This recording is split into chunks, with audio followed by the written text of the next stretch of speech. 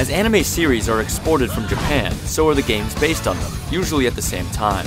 The games are more often than not poor adaptations, and Naruto typically is no exception. Adding to the intrigue, Naruto Rise of the Ninja is an Xbox 360 exclusive and an anime game for a system that is bombed in Japan. Designed with the Western player in mind, it's intent on breaking conventions. But does it deliver some true ninja magic, or is it all mere deception?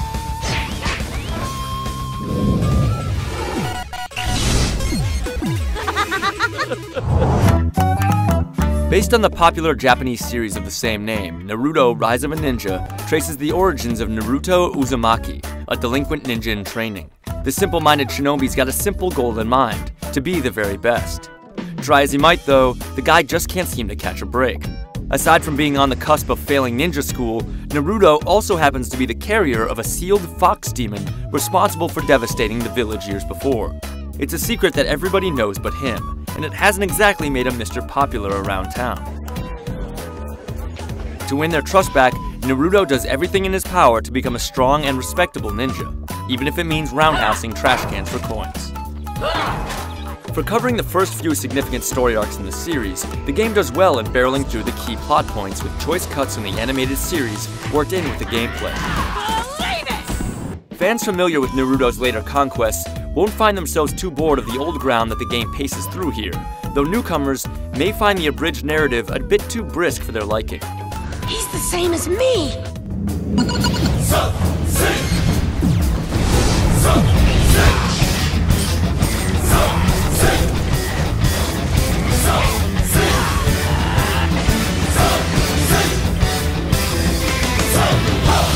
Story mode is the game's central feature, which takes Naruto across a thriving recreation of his village.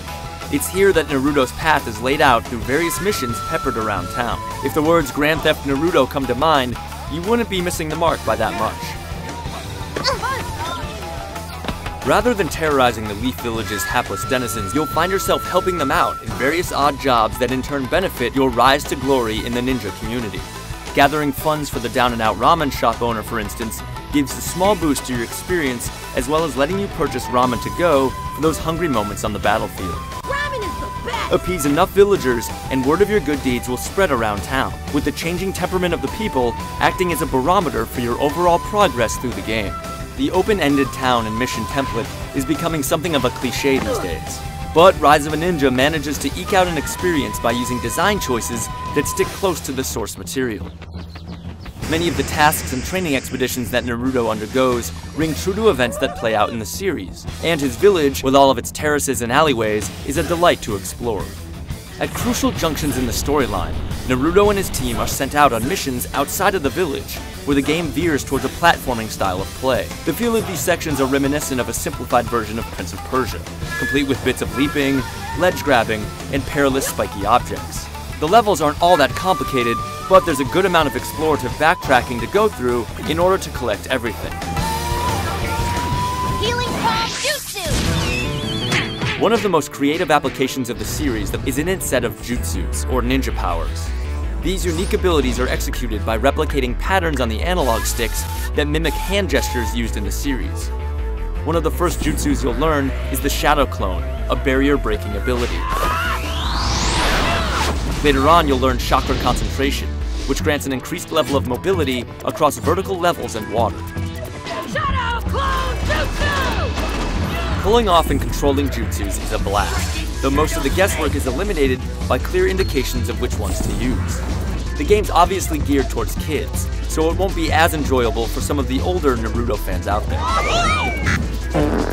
Rise of a Ninja's respect for the source material is also evident in its online component, which allows for downloadable goodies including supplementary character and voice packs to liven up the base gaming experience.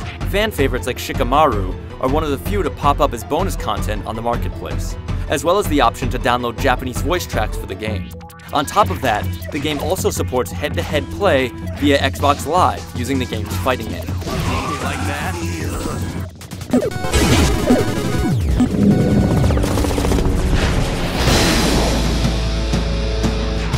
Naruto's citrus-colored jumpsuit must really tick off other ninjas, because he's constantly ambushed by them. It's here that the game enters a fighting mode, and Naruto throws down mano a mano against an opponent.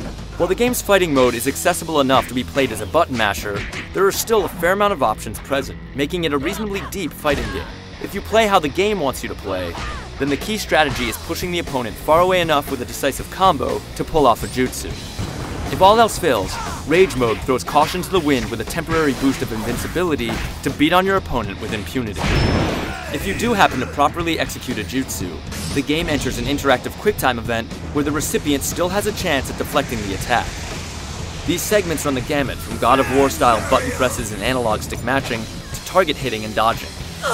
What the fighting game lacks in depth, it makes up for in fidelity.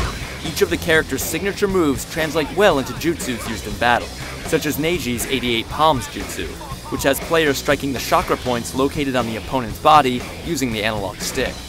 Even various ninja quirks like the kunai and substitution jutsu make their way into the system. It's no virtual fighter, but it's unique and fun enough that players will find it easy to choose a favorite between all of the cast's unique combos and abilities.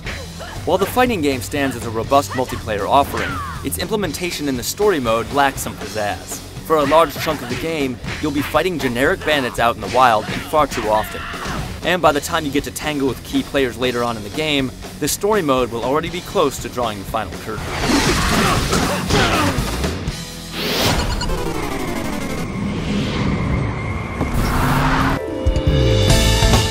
Ubisoft Montreal has done exceptional work on the game's graphics, which use cel-shaded objects mixed with gorgeous backgrounds. Certain angles reveal a few unsightly textures here and there, but for the most part, the graphics shine. More impressive are the fighting animations and cutscenes, which hit the nail on the head by capturing the look and feel of the series.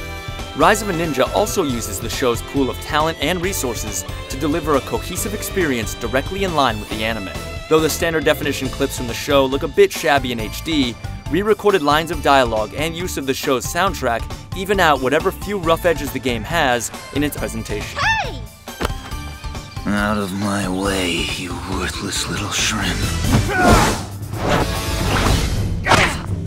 Naruto Rise of a Ninja is not one of the best ninja games to hit the market, but it is one of the best anime-based games ever released. Those with even a remote interest in the series should pick it up.